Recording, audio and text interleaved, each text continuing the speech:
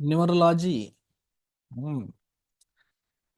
Numerology, the way it is used and applied by Vedic astrologers nowadays also is not very much Vedic in nature.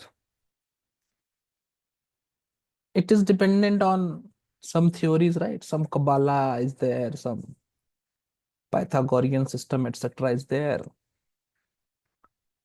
Based on that, people give result for date of birth or addition of date of birth, month of birth, year of birth, and also give some results related to name also. This giving result, numerology applied to letters and giving result based on that is known as onomancy. It's apparently not numerology as such. But the point is, there is a very strong shortcoming in all of these things. First of all, it is not Vedic in nature.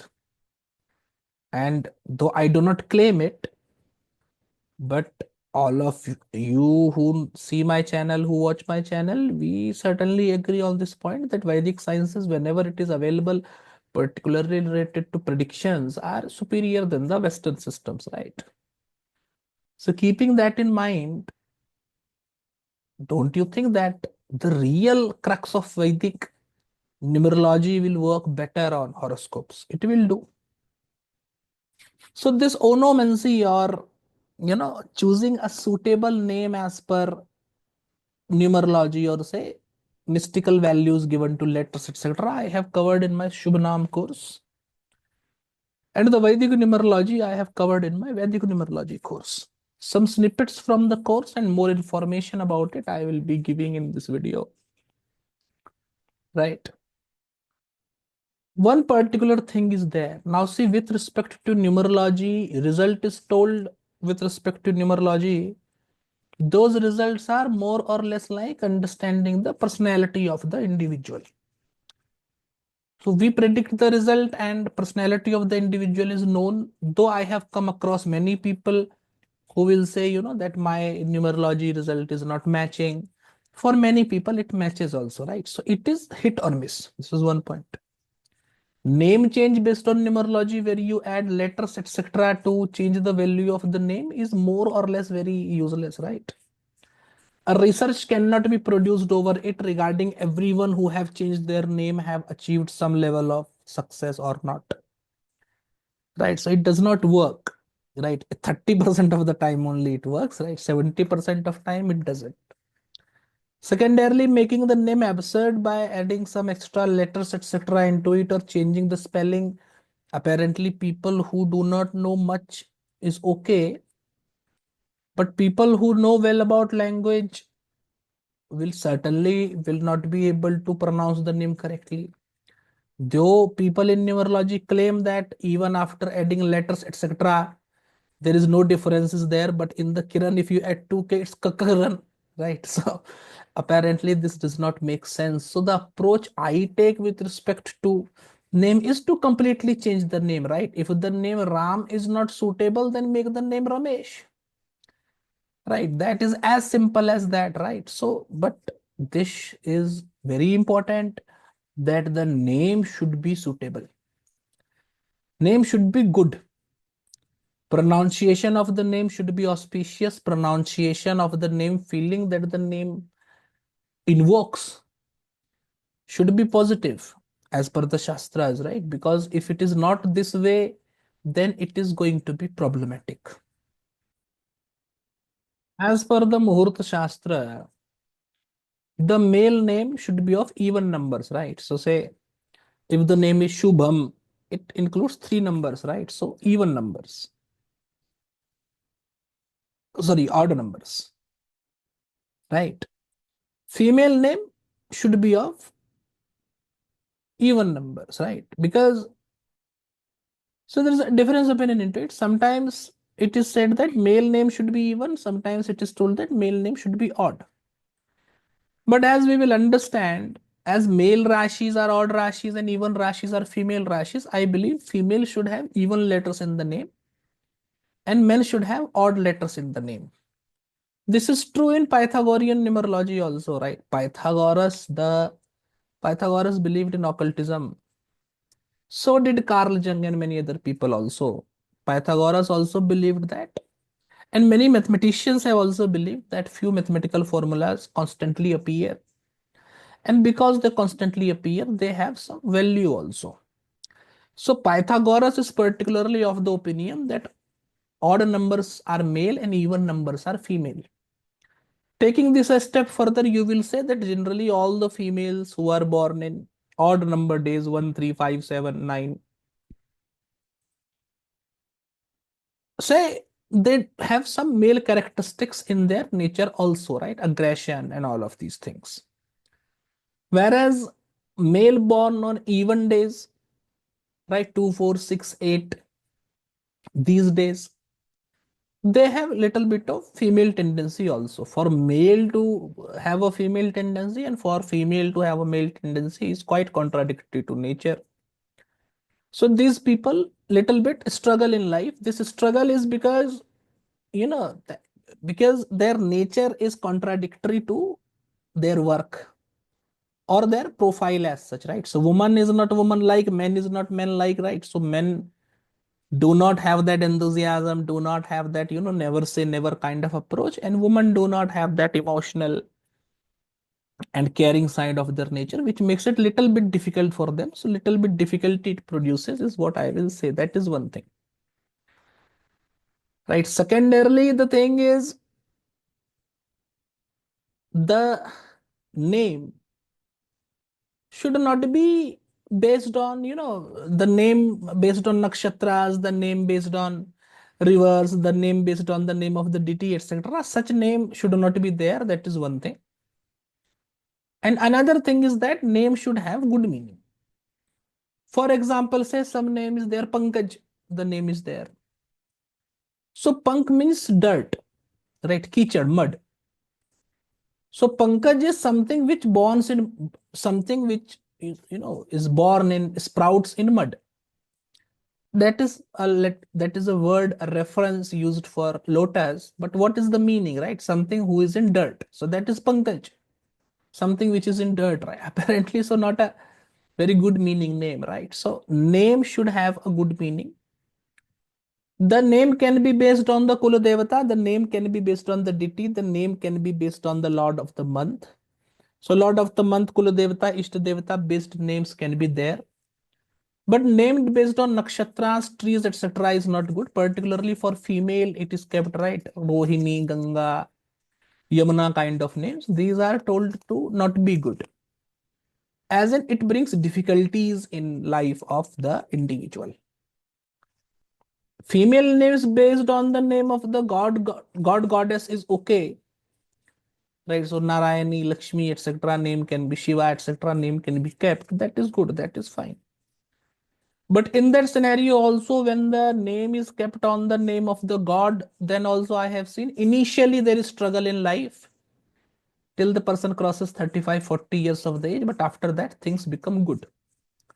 So keeping in mind all the consideration of Shastras, if you clearly go by this, numerology of adding letters, subtracting adding words, subtracting words, etc. into it, this is killing the spirit of Vedic sages. So in the course Shubhanam that I have discussed, that I am discussing about, in the course I have discussed in detail about how to change the name, how to keep a suitable name, right? That I have done in Vedic numerology also, right? What the numbers represent, and most importantly, either it is numerology or onomancy when you change the name, etc. The point is, you know, that if some name is changed or something is done, what is the result and when the result will come? This should also be there, right? For any predictive science, it should be there, but no numerologist can predict this. In Shubhanam and in Vedic numerology, in both, I have introduced Dasha. So you well know that if you have changed the name or based on numerology, when the effect of what type of effect is going to come, what result will be there, that is also discussed in depth. How to analyze the date of birth, how to analyze the name, etc. of the individual, that also I have discussed in detail. And most importantly, I have also given the remedies. right? That if someone have a problematic name but they cannot change it, that can happen in many cases. Then what remedies one can do? What remedies one should do? For example, if the name of the person is based on the tree or nakshatras, etc., then it is always better to, worship Sri Vishnu. For all the bad names, etc., etc., worshipping Sri Vishnu, donation on the birthdays is very good. Generally, in such scenarios, the bad result of the name is not there. Right. If the name is kept on a deity, it will be very good if you also worship the deity. The name becomes auspicious because auspicious power of the deity comes.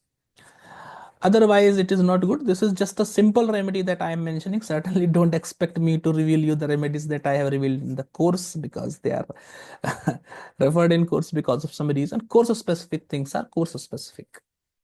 Numerology, by the way, the word numerology that we are using have been in use after 1907. Before that, arithmancy, it was known as arithmancy, whatever you say, which means number-based divination. This word was being used from 1570s. Before that, some other word may have been used, right? So this point.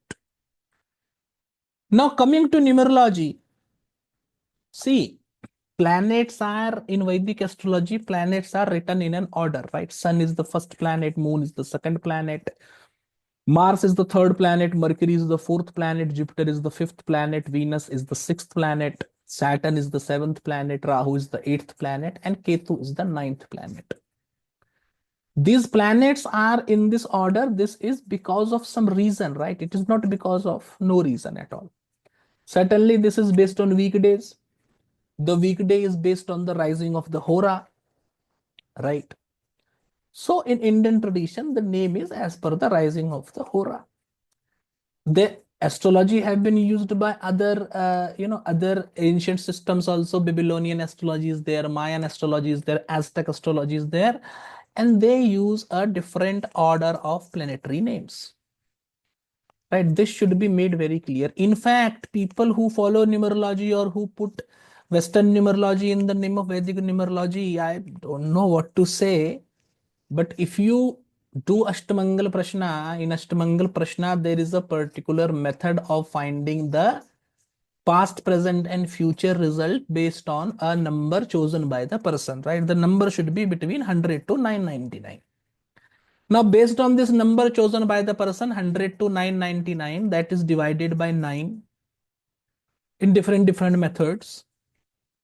And the result is found out, which gives you a planet, nakshatra, tithi, etc. And based on that, the result is also predicted. Right? This is done in Ashtamangal. Whenever I have taught course on Ashtamangal, I have taught this many times. Few article I must have also written. There also it is the same thing, right? So if there is a particular number, right? Say the number someone have chosen is 763. Now, what do you do? This 763, you will divide by 9 and you will take the remainder. 763, when you divide by 9, what will happen? The remainder will be 7. It will represent Saturn, right? 7 is Saturn. It represents Saturn. So this number 763 represents a Saturn. Now, based on the question and what Saturn represents with respect to the question, answer should be given. If the question is related to longevity, it does indicate good longevity. If the question is related to disease, disease continues.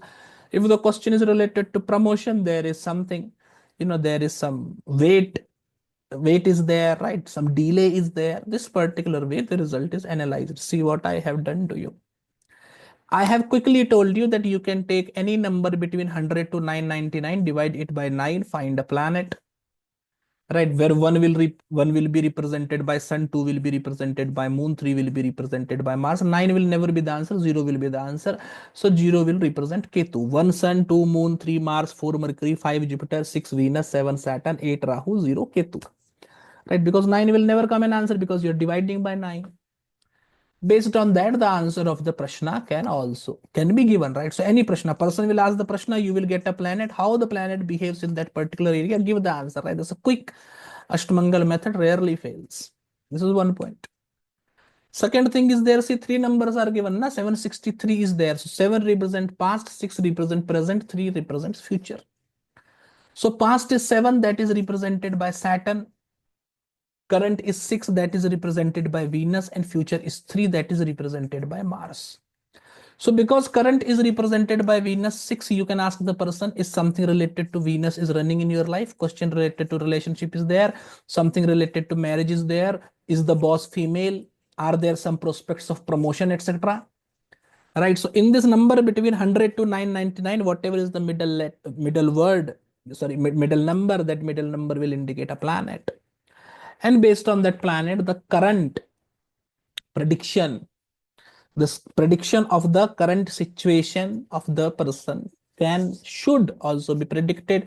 Once again, as I told you, this comes from Ashtamangala Prashna and it rarely fails. Right, so very, very quick methods to analyze Prashna, right? You do not need horoscope, you do not need anything. You can just quickly go through it. An astrologer who have even little bit of spiritual practice, for them it works like charm. The astrologers who do not have spiritual practice should not rely on such formulas. They should go by horoscope itself, right? Because when you start worshipping, right, when you have a daily spiritual practice, then things that happen to you happen by the will of God. So people come to you by will of God, they choose a number by will of God, etc. So answer becomes more clearer, right? Those who are not connected to the divine, they can randomly meet with people also. Though the control of the deity is there, but control of emotions, etc. is also very strong. Right? And because the person is not connected to the divine, they fail to meet the criteria of the Daivagya. In that scenario, such principle should not be used. And then you depend on horoscope, chart, kundali, whatever you say, on that only. Right. So now you understand the basic concept, right? Any number you have, you divide the number by 9, you get the answer of which planet rules it. And you see, surprisingly, in modern numerology, what is done is the date of birth, the month, and the year of birth is taken and it is added together. It is added together to find a singular number. But is it what is supposed to be done? As we discussed, this Pythagorean numerology, or the system of Pythagoras, you see, Aristotle wrote a letter to his student Alexander, which includes a little bit of astrology and little bit of onomancy, right? Onomancy, the science of name. The letter is named Secretum, Secretorium, some kind of that. It takes name of two people, adds is adds the value of the adds the value of each and every letter and divide it by 9. Then decides who will be victorious into it, right? The letter written by Aristotle to Alexander. Aristotle is a great philosopher, I believe you know.